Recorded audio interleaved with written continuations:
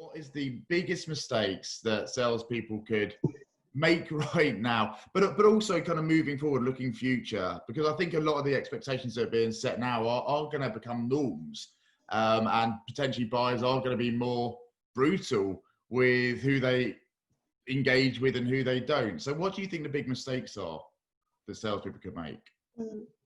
I think sales approaches that don't prove to work right now are hard sell and cold sell. If you have a look at the different data sources available out there, they confirm that. I myself, as I'm an inbound marketer, I very often refer to HubSpot's data releases. Yeah. HubSpot is a marketing platform that I've been using for the last couple of years, just inbound marketing platform. But what they're doing right now, they have been releasing weekly updates on marketing and sales metrics during the crisis. And they have some really interesting findings there that are relating to sales.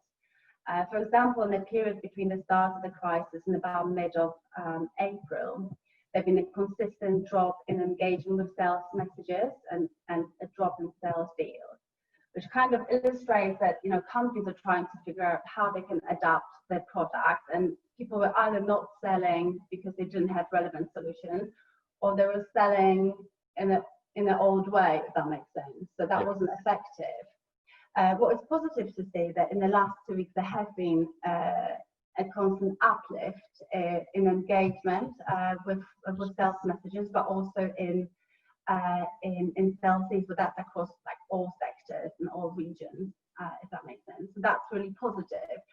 But I guess what those numbers are indicating there is that hard sell is not working right now because it's crisis and very sensitive kind of environment.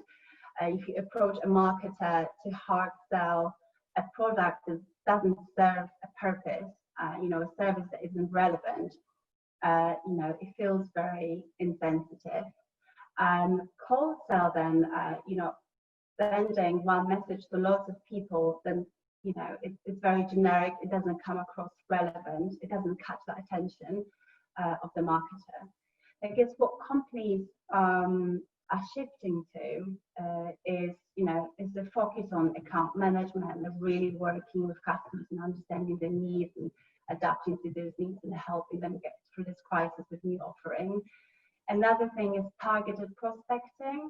So focusing on groups of, maybe on sectors that are adapting effectively to this new situation, or adapting quickly and working with them, or focusing on customers that are not fitting their budgets, they're perhaps shifting their budgets and putting them in different places, but they still have money to work. So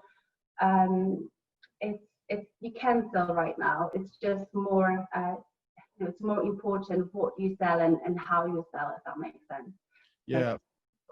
Yeah, so it feels like the biggest mistakes are going to people with not a relevant product, but one where there isn't a purpose that fits into your clients' lives. And the other side of it is not being specific enough and personalized and actually like you've chosen them for a reason.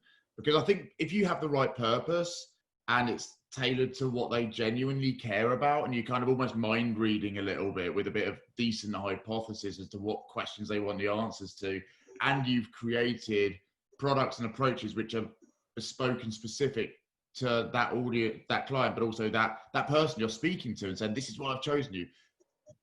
People tend to be quite friendly people, and that they will, if you think you've done things for the right reasons, probably give you a bit of time. But I think sometimes it's right in the back of the system where maybe it's been created for the wrong reasons, and salespeople sometimes aren't necessarily realizing why they need to exist in clients' lives right now, and being more open and transparent about that might be a stronger way. Okay, so last question.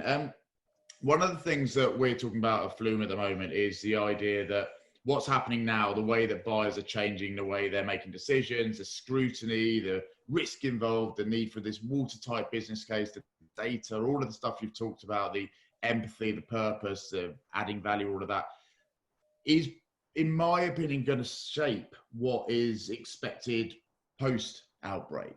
So I don't think suddenly these kind of behaviors that are being exaggerated right now are suddenly going to disappear in 6 months' time. What's your kind of take in terms of how what's happening now is going to affect what marketers and sponsors and clients, however you want to define them, need from the relationship with events companies moving forward? What are your expectations in terms of that? How do you feel like events companies maybe need to reposition or focus to make sure that they are as strong as they can be coming out of this? There's one certain thing there that's happening right now, and you know, as I was referring to data sources before, this is again, you know, taking data from those sources, is that companies are researching and they're connecting with other businesses at high levels right now. So the opportunity for media and events companies there is to facilitate that content that is in high demand right now, and facilitate those connections that buyers and sellers need to get through this crisis. Things that could be helpful in terms of, you know, that content facilitation for buyers is, you know, sharing market research, analysis, you know, case studies on how other buyers are innovating, how they're adapting right now successfully to the situation.